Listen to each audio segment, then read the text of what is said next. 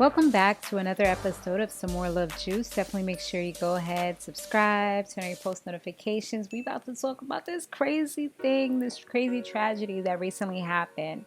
Okay, so I'm gonna get right into it and let me know your thoughts at the end.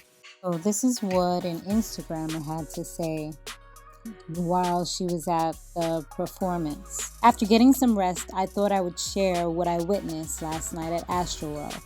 I'm not important in this story, nor am I trying to bring attention to myself. I'm just sharing what I witnessed because I saw two people pass away, multiple people pass out, and one person with what appeared to be a broken ankle in front of me.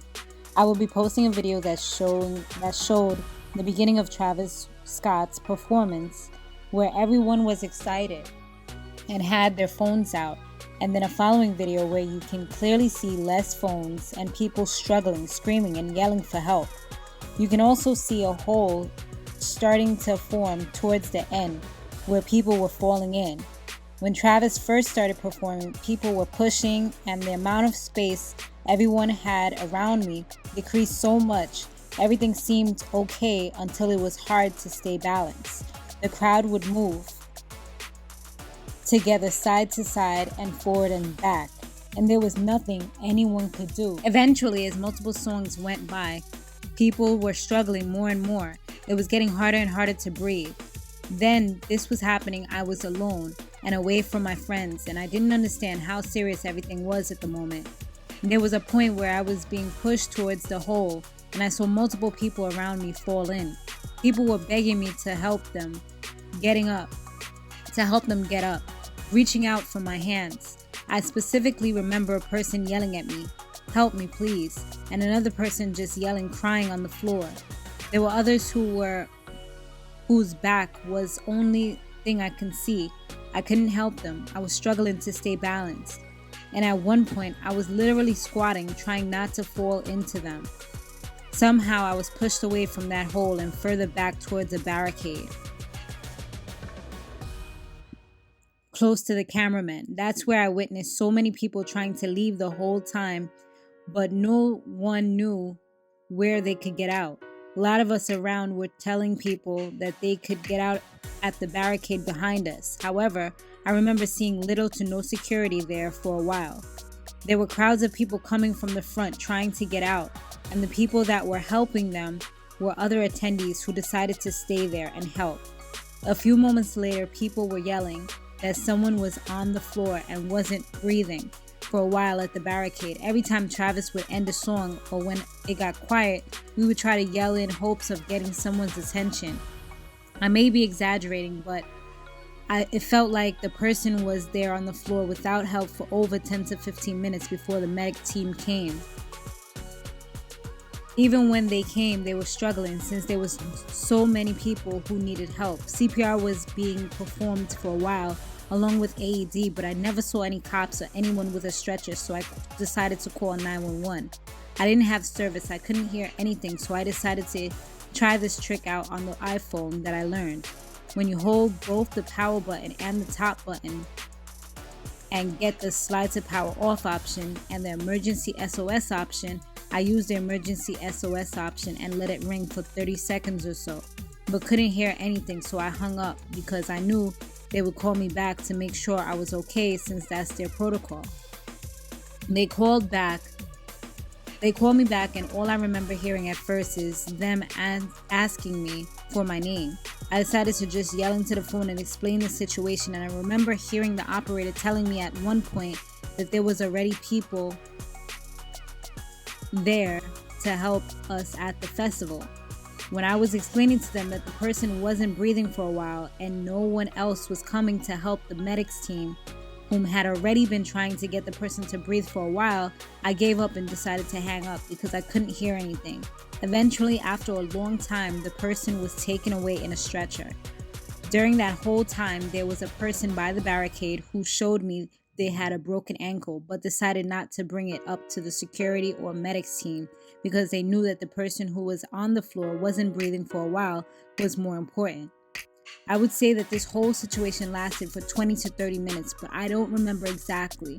Shortly after Drake started performing, I heard and saw that another person had passed away by the barricade since they weren't breathing for a while. This is the video.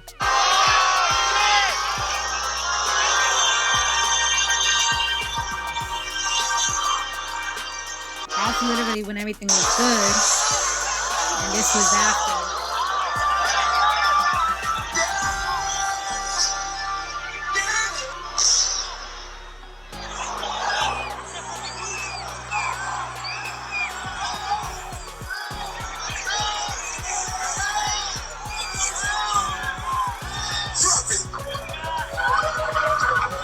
Did see where this young lady was asking the camera crew to also help.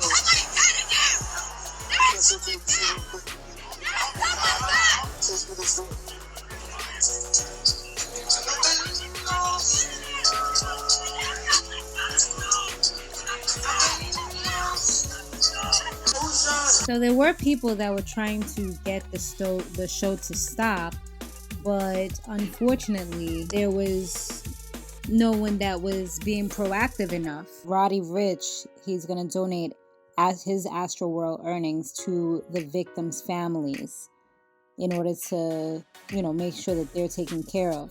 He said, please pray for the families of those who we lost yesterday. Reach out.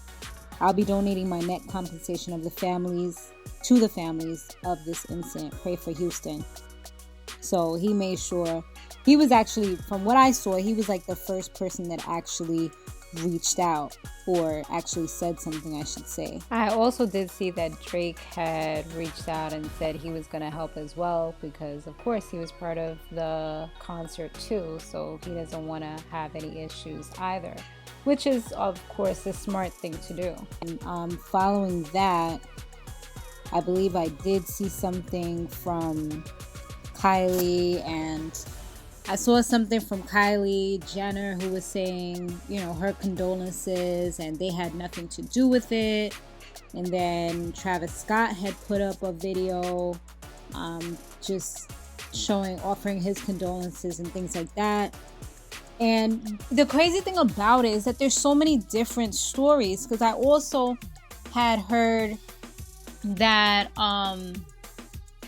there was a police officer that mentioned that people were claiming to get stuck or jabbed up with some kind of injection, but nobody knows what the injection was. It seems like they were getting injected with drugs without their knowledge. So this could have been why so many people were going into cardiac arrest or were having episodes. This is why, because they were getting overdosed. Looks like they were getting injected with something, according to the police, the Houston police. To us ever in Houston, I will tell you, one of the narratives was that some individual was injecting other people with drugs. We do have a report of a security officer, according to the medical staff that was out and treated him last night, that he was reaching over to restrain or grab a citizen, and he felt a prick in his neck. When he was examined, he went unconscious. They administered Narcan.